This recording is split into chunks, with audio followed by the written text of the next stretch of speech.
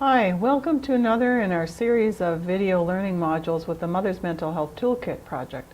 I'm Dr. Joanne McDonald and I work with the Reproductive Mental Health Service at the IWK Health Center in Dalhousie University in Halifax, Nova Scotia, Canada. We're going to explore the story of one mom and how her experience can demonstrate the role of community service providers in mothers' mental health. As a community service provider to mothers and young families, we think there's lots of times you can create opportunities to promote and support mothers' health in your work, and that a mother's positive mental health experience promotes the development then of her child, both emotionally and physical growth, solid self-esteem, confidence, and skill in learning. It also helps them gain emotional regulation, which has come to be understood as really important to relationship and employment success even later in life.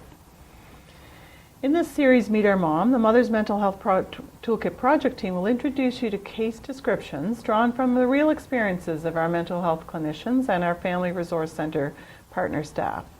These moms have common presentations and problems that will challenge you to define your possible role and contributions to her well-being. The moms also provide examples of how you might use some of the toolkit resources in your work.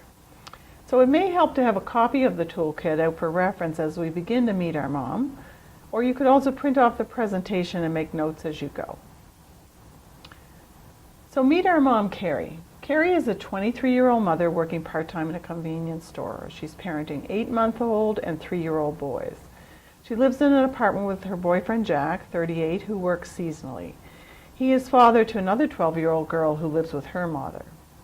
It was suggested to Kerry by the public health nurse to check out programs at your center. She is said by the nurse to have had problems with depression and anger since her early teens and has been seen at your local mental health clinics off and on. She makes the call to you, but she seems tense and irritable. That nurse Susan said I should call here. What are you guys anyway, like a clinic or something? I don't know if I can be dragging 2 kids to programs all the time. And then in the conversation she asks about the group work or who else will be coming to your center and says, I don't really like other girls and being in a group thing. I get along better with guys, really. You explain your center's approach and programs, and Kerry comes to see you several days later. You see that she's a petite, energetic, very stylishly groomed young mother, very organized with her children in a confident manner. As she gets to know you, she discloses that her mother had mental illness and addiction problems, though, and she went back and forth with several aunts before she was out on her own at 16. There's a history of cutting behaviors, relationship turmoil, and early school leaving. The teachers didn't like me, and mental health was no help. She tends to expect everything to go just right, you begin to see, and anger and frustration occurs when it doesn't. She's very talkative with the other moms at the programs, but you hear that she feels 2 of the women are talking about her outside of the center. She hints at a history of physical abuse in the past and is overheard to say things like, I sure know what it's like to get slammed around, toughen me up. But she says this with a grin and a laugh as though it wasn't serious, so there's some kind of lack of connection there between what she's saying and the emotion she displays. What are 3 possible mental health issues that come to your mind for Kerry? I'll give you a minute to think about that and maybe jot them down. Well, the Toolkit project team identified that 1, there's possibly, as I say, this disconnect between the traumatic events Kerry tells you a little bit about and her confident manner. Could she have a public face and a very different private experience and a trauma history of some sort that might explain why she had so many difficulties in adolescence and these sort of coming and going presentations to mental health services? Her story of turmoil and relationship trouble from childhood suggests or hints at least at patterns of poor coping and interpersonal functioning despite her confident manner. What about the possible difficult attachment with her own mother? Could that contribute to the high value she puts on cleaning, organization, and kind of her public presentation of herself and her children? She seems less comfortable to you with the emotional or nurturing aspects of mothering. She holds herself and others to high and possibly quite rigid standards, and then becomes very disappointed when they don't meet those standards. What would you like to know more about to work with this mom? Again, let's take a minute and think. The toolkit team wondered about, number 1, when she chats at break time, she often speaks of how other people have let her down. Can she identify, though, what she feels are her strengths as a person?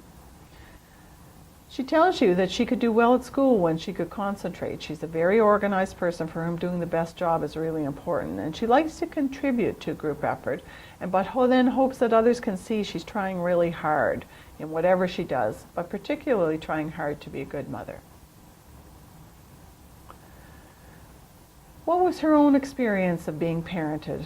You approach this as a general topic in a group you're leading. After other women speak, Kerry is a little more comfortable and says her mother slept a lot. She was a good person but had a lot of problems. You come to have a picture that there wasn't good organization in their homes, often little food, no extended family or friends or father figure in her life, just a bunch of different loser boyfriends, she says. Kerry can begin to see then that her focus on being tidy and organized, on top of things as she calls it with her children, is a deliberate attempt to provide what her mother couldn't seem to for her. She describes her mother as an emotional person, super loving one minute, almost better when she was drunk, but then other times it was like I was more than she could handle, and she'd get mad and lock the door to her room and say I had to play by myself and give her some peace.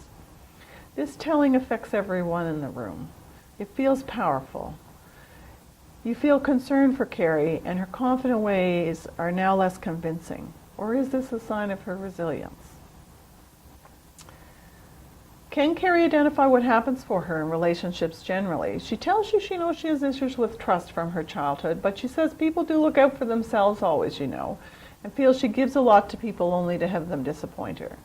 But then I have my freakouts. I can't breathe, I'm angry, I feel like smashing something or someone, then I cry and I take to myself. When I was younger, I used to cut them, but I have children, I can't do that anymore. And then I know I just have to cut that person off totally. Like Jack and I have broken up a lot because of my freakouts. But can she identify any successful relationships? Jack works a lot and mostly follows Kerry's lead, trying to make her happy and calmer, but he finds her sudden shifts in mood difficult. Kerry really likes it when Jack's mother comes to visit from Ontario a couple of times a year. She's a calm and positive person, she tells you, and likes to help with the children. Some days I wish she had been my mom instead of Jack's, but she lives far away and still has her job. But it's important that she can identify another version of mothering in her mother-in-law's help and her ways that sort of are a model for her of how she might like to develop, and that it's a relationship in which slowly she could build some trust, even though her mother-in-law doesn't live next door to her. What could be the role for you or your organization in her mental health as a mother? See what ideas you can come up with here. Well, some possible roles and contributions would be that, number one, you have good clues that she has perfectionistic ideals as a mother. Some presentation of the realistic expectations of mother could lessen her tension and anxiety and her tendency to blow up when things don't go perfectly, as they rarely do in family life. All mothers can benefit from tips and encouragement in fostering attachment and positive parenting skills. Parenting support and education in a balanced, non-judgmental style that you generally provide can help her greatly and broaden her ideas about how to be the good mother that's so important to her. You recognize that her sudden shifts in emotion and judgment reflect deeper concerns and issues, though. Your role is not to become the primary counselor around this emotional discontrol she describes, but you could be encouraging her towards a planned assessment of mental health services in your area and helping her prepare for that assessment. Even though she feels that she wasn't understood or didn't have a good experience with mental health services before, she's an adult now. She's a mother. She has strong motivations for why she wants to feel more in control of her emotions and sort of her function in her daily life. How might you use the toolkit resources then with Kerry? Well, she could certainly benefit from a less demanding and more flexible picture of herself mothering effectively, and pages 48 and 49 might be tools to encourage a discussion of the many roles a mother can have.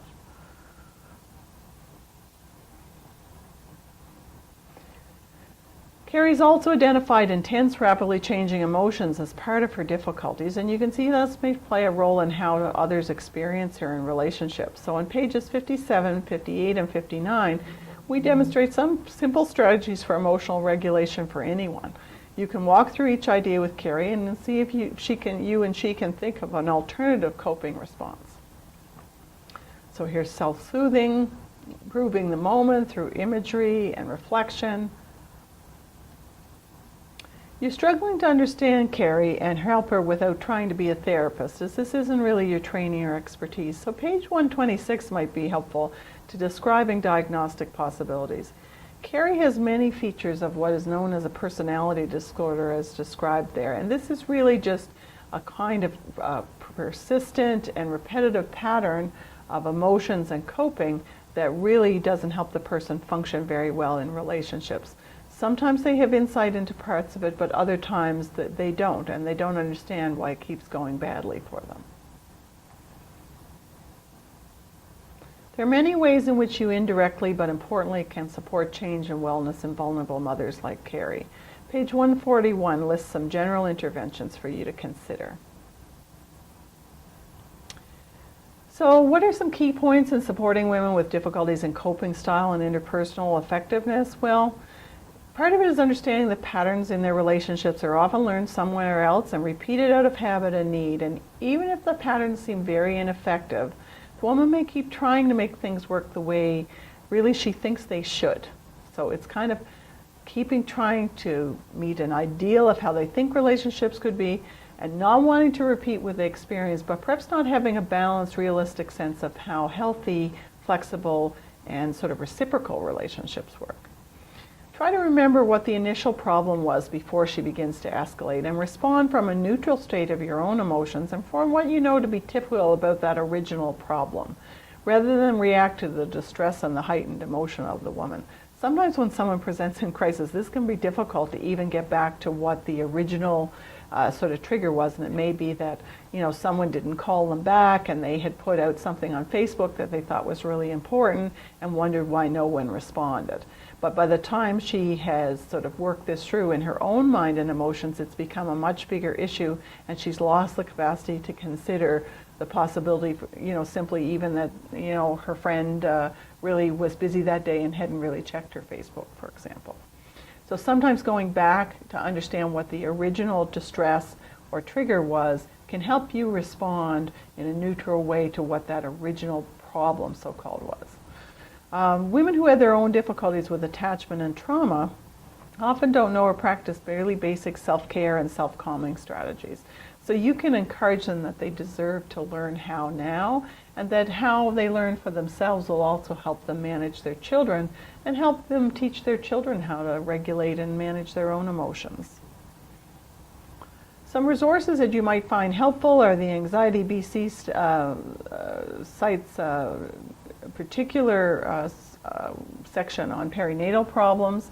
There are some information and downloads for pregnant and new mothers and helpful guides specifically to relaxation and emotional regulation techniques here.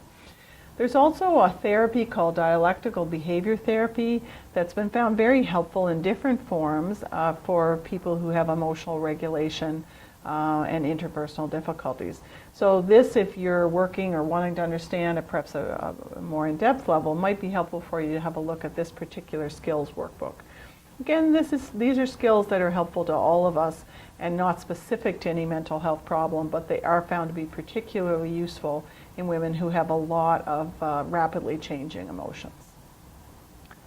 Thanks for checking in on our Meet Our Mom video learning module, and hopefully you'll check out one of our other stories.